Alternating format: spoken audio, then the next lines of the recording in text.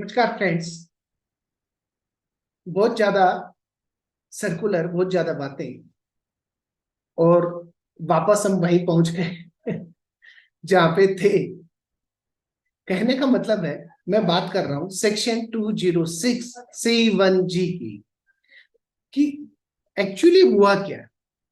Actually finance act 2023 उसमें क्या changes हुए, उसके बाद में गवर्नमेंट क्या सर्कुलर लेके आई, और अगेन बहुत ज्यादा चीजें मैसअप हुई। तो फिर कॉर्पोरेट रेडी नहीं है, वो भी एक कहा जा सकता है कि एक फैक्ट था। और उसके बाद में हम वहीं पहुंच गए जहां थे। जो ये स्कीम नई टीसीएस की 20% की एप्लीकेबल होने वाली थी 1 जुलाई 2023 से, वो अब पोस्टपोन कर दी गई है। और वो पोस्टपोन होने के बाद 1 अक्टूबर 2023 पर उसके लिए तैयारियां जरूरी है साहब। इसलिए ये वीडियो आपको बिल्कुल लाइक करेगा उन चीजों पे जिन पे आप कंफ्यूज्ड हैं। वन बाय वन शुरू करते हैं। लिबरलाइज्ड जो हमारी रेमिटेंस स्कीम है, liberalised remittance scheme of RBI under FEMA, foreign exchange management act. One by one लेता हूं, क्यों जरूरी है, टीसीएस की रेट अभी क्या है, और इन 6 महीने जो 1 अप्रैल से लेकर 30 सितंबर तक होने वाला क्या है। क्या लिमिट जो 7 लाख की है वो एक बार में देखी जाएगी, क्या बाद में देखी जाएगी, क्या ये एग्रीगेट देखे जाएंगे, क्या जो हमारे अथोराइज डीलर हैं उनको कंबाइन करके देखा जाएगा। 7 lakhs का कैलकुलेशन करना कैसा है, अभी इंटीग्रेटेड सारे सिस्टम नहीं आए, तो अथोराइज डीलर को पता कैसे लगेगा कि ये 7 lakhs हो चुके हैं जब अपन अलग अलग अथोराइज डीलर से ट्रांजेक्शन कर रहे हैं। साथ ही साथ क्रेडिट कार्ड की सिचुएशन क्या है साहब। क्रेडिट कार्ड तो इतना ज्यादा सर्च किया जाने लगा कि क्रेडिट कार्ड बैंकर्स इशू, और बैंकर्स भी हैरान है कि वैसा क्रेडिट कार्ड तो हम जब बेचने निकले थे स्कीम को तब भी इतने सर्च नहीं किए गए जब अब किए गए। रीजन भी है इसका, क्योंकि क्रेडिट कार्ड ट्रांजेक्शन को इन कर दिया गया एलआरएस के अंदर, और अप्लीकेबिलिटी टीसीएस की कर दी गई 20%। क्या वो अभी भी है या नहीं है, इन सब की हम बात करते हैं वन बाय वन। देखिए, सबसे पहले मैं आपको बता दूं, लिबरलाइज्ड जो रेमिटेंस स्कीम है वो अलाउड करती है आरबीआई की $250,000 डॉलर। ध्यान रखिएगा, डॉलर है इन ईयर, और ये अप्रैल टू मार्च है। इसके अंदर परमिटेड कैपिटल और करंट अकाउंट ट्रांजेक्शन है जिन पे आप दोनों पे या एक पे जा सकते हैं, और वो जो मेंशन ट्रांजेक्शन है उन पे आप बिना किसी आरबीआई अप्रूवल के काम कर सकते हैं। ध्यान रखिएगा, स्कीम कॉर्पोरेट्स, फर्म्स, ट्रस्ट इनके लिए एप्लीकेबल नहीं है, रेजिडेंट इंडिविजुअल की बात की गई है। और कैपिटल अकाउंट ट्रांजेक्शन क्या है, और करंट अकाउंट ट्रांजेक्शन क्या है, आप चाहें तो इन पे मैंने डिटेल में एक वीडियो बनाया है, तो आप आई बटन पे क्लिक करके देख सकते हैं।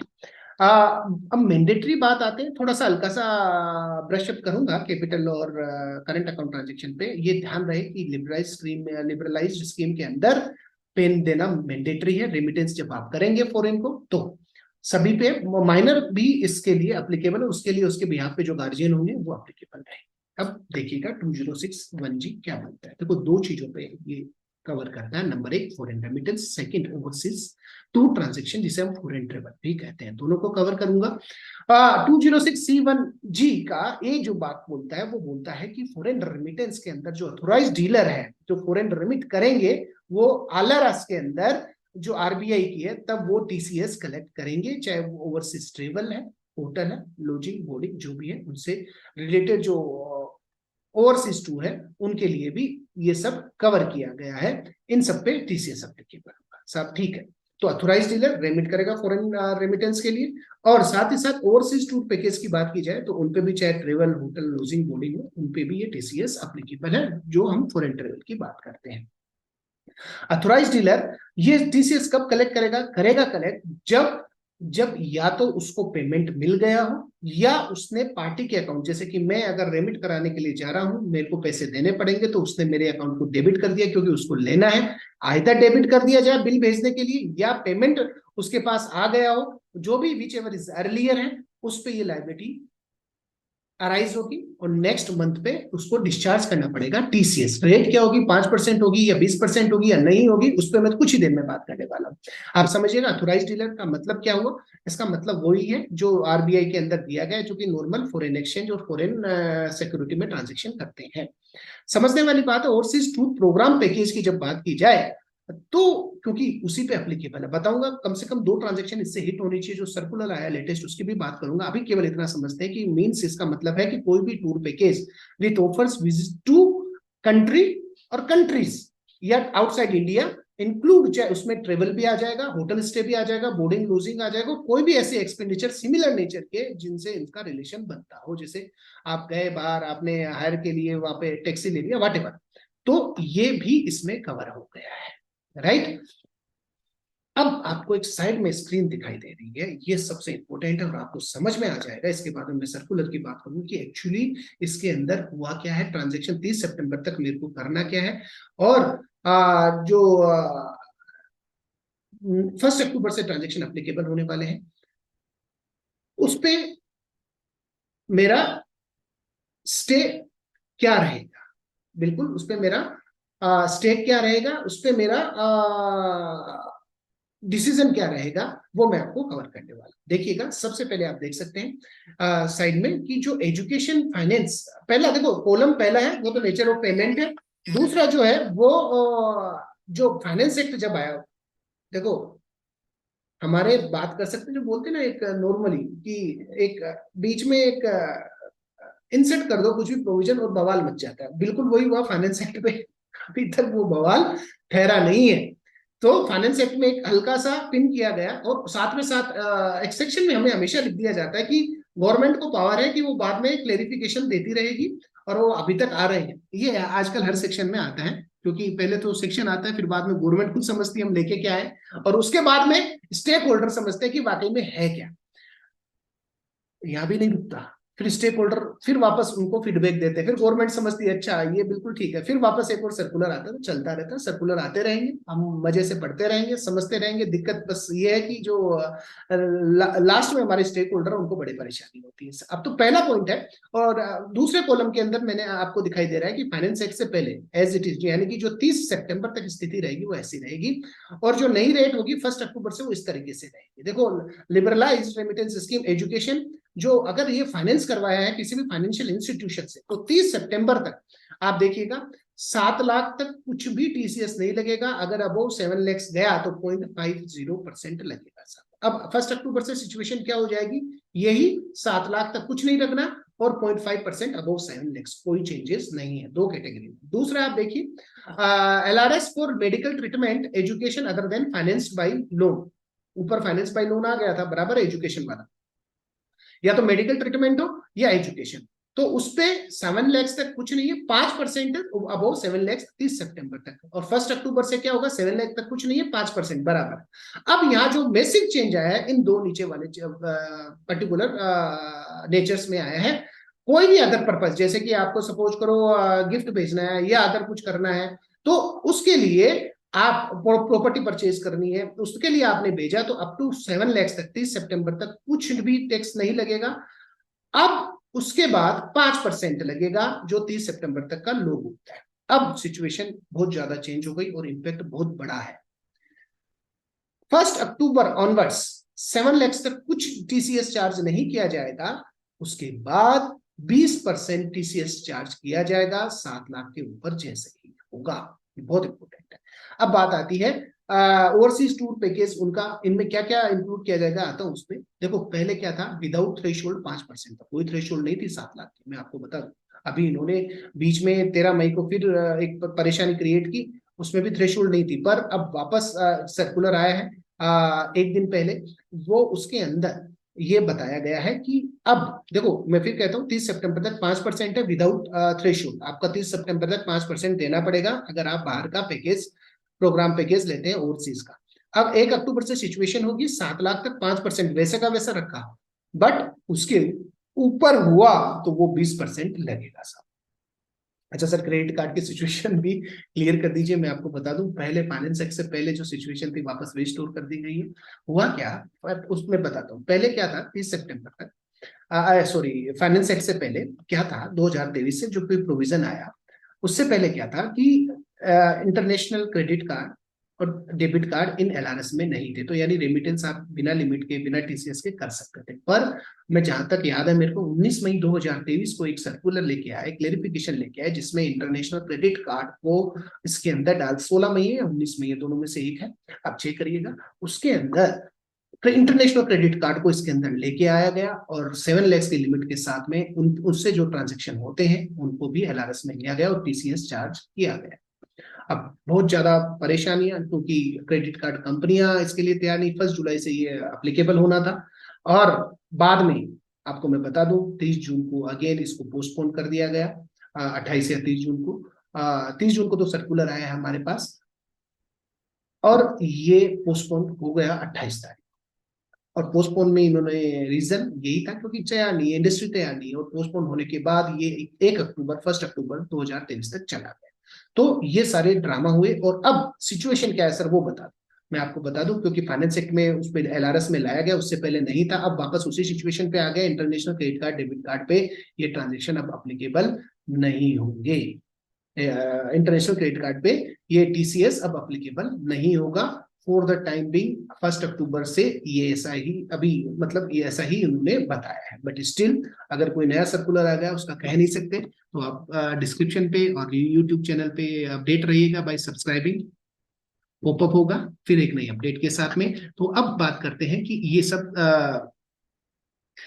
जो क्वेश्चंस हैं, जो हमारा क्या बोलते हैं सर्कुलर आया, उसमें क्या कहा गया, देखिए कहा गया कि जो एलआरएस की स्कीम है, जो इंक्रीज हुए 5% से 20% रेमिटेंस, वो ओवरसीज टूर पैकेज के लिए राइट 2 थे, और वो हुआ 5 से 20%, उसको फॉर द टाइम बिंग इस सर्कुलर में रोक दिया गया। और जो थ्रेशोल्ड लिमिट थी 7 लाख की, जो टीसीएस की ट्रिगिंग की गई थी कि रिमूव द थ्रेशोल्ड, और उसको भी रिमूव, जो थ्रेशोल्ड लिमिट थी उसको भी फॉर द टाइमिंग 1 अक्टूबर, जैसे कि मैंने आपको बताया, वो पहले की पहले सिचुएशन में आ गए हैं ओवरसीज टूर पैकेज पे। अब जो थ्रेशोल्ड है क्रेडिट कार्ड वगैरह पे, वो अब अप्लीकेबल नहीं। और 2 ट्रांजेक्शन जो मैं आपको बता दूं, उस पे एजुकेशन पे, मेडिकल पर्पस पे, उन पे नया चेंजेस अप्लीकेबल, वो जैसा है वैसा ही रहेगा जैसा कि मैंने आपको बताया। अब बात आती है कि सर आगे क्लेरिफिकेशन में और पूछा क्या गया, देखो एक और क्वेश्चन पूछा गया कि जो 7 लाख की प्रेस रिलीज है 28 जून को जो हुई, कि 7 लाख की थ्रेशोल्ड लिमिट है, ये इंडिविजुअल होगी, बराबर है, और ऑल कैटेगरीज ऑफ पेमेंट पे, मोड पेमेंट पे रिगार्डलेस अप्लीकेबल होगी। तो क्या 7 लाख की रेमिटेंस एलाउंस में वो TCS beyond the 7 lakh threshold होगा, तो रेट कैसे रहेगी, इस रेट पे मैंने आपको क्लेरिफिकेशन दे दिया है। 1 अक्टूबर से रेट क्या होने वाली है, ये भी आप ध्यान रखिएगा। अब बात आती है कि जो 1 अक्टूबर से अप्लाई होगी रेट, वो मैं आपको ऑलरेडी बता चुका हूँ। क्वेश्चन एक नया खड़ा होता है, इससे खड़ा ये होता है कि जो overseas credit card would be counted LRS, तो मैं आपको बता दूं कोई भी टीसीएस चार्ज नहीं होगा 28 जून में, उस पर कोई भी चार्ज नहीं किया जाएगा। अब एक और क्वेश्चन आता है कि जो 7 लाख का है एप्लीकेबल एलआरएस पे, जो एप्लीकेबल लिमिट जो बताई गई है, चाहे एजुकेशन हो, हेल्थ ट्रीटमेंट हो, तो अगर रेमिट करना हो 7 लाख, तो क्या एजुकेशन पर्पस और अदर रेमिटेंस, मतलब अलग एक एजुकेशन के लिए कर दिया, एक मेडिकल के लिए कर दिया, अदर पर्पस के लिए कर दिया, तो क्या ये 7 लाख हर एक कैटेगरी के लिए एप्लीकेबल है, या ये 7 लाख एक एग्रीगेट किए जाएंगे? मैं आपको बता दूं ये एग्रीगेट है, ऐसा नहीं है कि 7 लाख हर एक कैटेगरी के अलग अलग है। अगर आपने एजुकेशन में उसको एग्जॉस्ट कर लिया, तो आगे वाले पे अप्लीकेबल होने वाला है पूरा का पूरा उस पे, राइट। तो ये ध्यान रखिएगा, कोई टीसीएस पे ऐसा कि हम अलग अलग देखें, ऐसा नहीं है, राइट। अब बात आती है कि टीसीएस रेट डिफरेंट डिफरेंट है, पहले 6 महीने में और दूसरे 6 महीने में, क्योंकि 30 सितंबर तक अलग पुराना वाला रिजीम चलेगा एक तरीके से स्कीम, और 1 अक्टूबर से उसके बाद। तो ये जो 7 लाख की लिमिट है अलग अलग महीने में लगेगी, तो मैं आपको बता दूं ऐसा नहीं है। अगर 7 लाख की एग्जॉस्ट कर लिया आपने फर्स्ट 6 मंथ में, तो आपको अगले महीने में वो जो 1 अक्टूबर से आपको पूरा अप्लीकेबल होगा। तो मतलब ये साल भर की लिमिट है। आप कहीं भी आप आपके हिट हुआ, सपोज करो आपका फर्स्ट 6 महीने में हुआ, तो अप्लीकेबल टीसीएस रेट ये जरूर है जो 30 सितंबर तक हुआ, उसमें जैसे कि हम ओवरसीज टूर की बात करते हैं तो वो 5% है, उसके बाद भी 5% रहेगा, परंतु 1 अक्टूबर से 20% हो जाए। मतलब कहने का मतलब है जब अप्लीकेबिलिटी जो जिस रेट की होगी उस रेट पे लगेगा। अब बात आती है कि जो अथोराइज डीलर है, इसमें मैंने थोड़ा पहले भी क्लेरिफिकेशन में बात कर रहा था कि अथोराइज डीलर को पता कैसे लगेगा कि ये 7 लाख कंप्लीट हो गए, क्योंकि अलग अलग मैं आज जाता हूँ किसी एक फॉरेक्स डीलर से बात करता हूँ, उसको 3 लाख पे कर उससे रेमिट करवा दिए। फिर जाता हूँ दूसरे फॉरेक्स उसको बोलता हूँ तू मेरा 2 लाख पे कर दे। फिर जाता हूँ उसको बोलता हूँ तू 4 लाख पे कर। तो पता कैसे लगेगा डीलर्स को कि भाई 7 लाख एग्जॉस्ट हो चुके हैं? तो मैं आपको बता दूं, RBI is coming with the integrated software where authorized dealer need to put the amount which is remitted। जो ये डॉलर के अंदर 2,50,000 की जो ये लिमिट भी दी गई है एलआरएस में, और साथ साथ जो 7 लाख का हमें एक कुशन भी दिया गया है, वो वहां पे पंच होगा और एक साथ इंटीग्रेटेड कोई भी अथोराइज डीलर देख सके। परंतु फॉर द टाइमिंग ऐसा अभी हमारे पास नहीं है, तो इसके लिए व्यवस्था ये की गई है कि जो अथोराइज डीलर है वो एक डिक्लेरेशन लेगा, सेल्फ डिक्लेरेशन होगा, किसका वो होगा जो रेमिट कर रहा है। अब रेमिट करने वाला ये सोच रहा होगा, आप ये सोच रहे होंगे सर रेमिट में क्या है, 2 लाख का ही दे दो। मैं आपको बता दूं बहुत बड़ी दिक्कत होने वाली है, क्योंकि अगर आपने गलत रेमिट का डिक्लेरेशन दिया, सपोज करो आपकी 7 लाख की लिमिट पूरी हो गई, आप एक अथोराइज डीलर के पास गए और कहा जी साहब मेरे को 4 लाख और करने हैं, पर मैं डिक्लेरेशन देता हूँ 7 लाख पूरा नहीं, उसके कोई फर्क नहीं पड़ने वाला, उसको उसको बेस्ड ऑन द डिक्लेरेशन वो रेमिट करने वाला है विदाउट टीसीएस। बट आप you will be declared as SSC in default, prosecution के चांसेस रहेंगे ही रहेंगे साहब। अगर सपोज करो सर नहीं आया तो पता पता लगा 3 साल बाद उन्होंने ट्रांजेक्शन पंच करने के लिए दे दिए पिछले 5 साल के, कि आप सब पंच करो पेन के साथ में, जो लिमिट एक्सीड निकलेगी उसको हम भेज देंगे। तब परेशानी आ सकती है, प्रोसिक्यूशन की तलवार लटकी रहेगी साहब। अब बात करते हैं, एक और क्वेश्चन था जो 7 लाख का ओवरसीज टूर पैकेज करते हैं, तो क्या ये 2 थ्रेशोल्ड है? जैसे there is a threshold of 7 lakh remittance under LRS for TCS, while there is another threshold 7 lakh for purchase of tour. तो रेमिटेंस की अलग, आप समझिएगा, रेमिट के लिए 7 लाख है और क्या बोलते हैं ओवरसीज टूर पैकेज के लिए 7 लाख है। तो क्या दोनों को कंबाइंड देखना है क्या? मैं आपको यहाँ पे बता दूं ये दोनों इंडिपेंडेंट है, एक के लिए रेमिटेंस के लिए, फॉरेन रेमिटेंस के लिए 7 लाख अलग देखना है, और ओवरसीज टूर पैकेज के लिए अलग, क्योंकि ए और बी 206C1G के क्लोज है, अलग अलग है, दोनों के लिए 7-7 लिमिट अलग अलग है। अब आप समझिएगा, अब नेक्स्ट क्वेश्चन ये आता है कि डिफरेंट रेट्स रेमिटेंस की है और मेडिकल ट्रीटमेंट के लिए अलग है। What is the scope of remittance? तो स्कोप पर मैं बहुत ज्यादा बात नहीं कर रहा कि उसके अंदर कवर क्या है, मेडिकल एक्सपेंसेस कवर है या क्या कवर है, मैं केवल उस पर आता हूं जो ओवरसीज टूर पैकेज है उसके अंदर क्या है। देखो मैं आपको बता दूं पैकेज को डिफाइन, जैसे आप अलग अलग आप समझिएगा, आइसोलेट अगर आप लेते हैं तो उस पर ये अप्लीकेबल नहीं है। जैसे कि आपने एक टिकट परचेज कर लिया तो उस पर फिर टीसीएस अप्लीकेबल नहीं होगा, right? It is clarified that purchase of international travel ticket और purchase of only hotel accommodation, वो अगर ऐसा आप करते हैं तो ये कुछ by in itself it is not covered within the definition of overseas tour package, but qualify overseas tour package के लिए कम से कम 2 एक साथ इंक्लूड होनी चाहिए। नंबर 1, आपको देखो 3 कैटेगरी, 3 में से 2 एक साथ होनी चाहिए, या तो इंटरनेशनल ट्रेवल टिकट और होटल अकोमोडेशन साथ में हो, और या मतलब कोई भी दोनों का कॉम्बिनेशन एक साथ रहे। मैं बताता हूँ, नंबर 1 इंटरनेशनल ट्रेवल टिकट, दूसरा होटल अकोमोडेशन, चाहे फूड हो विदाउट फूड हो, बोर्डिंग लॉजिंग सब आ गया, और any other expenditure of similar nature in relation there to. तो इन तीनों में से 2 एक साथ होनी चाहिए, तब ये एप्लीकेबिलिटी आएगी टीसीएस की और उसे ओवरसीज टूर पैकेज बनाया जाएगा। अगर आप केवल इंटरनेशनल ट्रेवल टिकट खरीदते हैं तो ये एप्लीकेबल नहीं होगा। फ्रेंड्स मेरे ख्याल से बहुत कंसाइज रूप में हमने समझा कि एक्चुअली बोलना क्या चाह रहे हैं, रेट क्या होगी 1 अक्टूबर 2023 से। Stay tune for the latest update, समझते रहेंगे सर्कुलर्स को। Thanks a lot, thank you.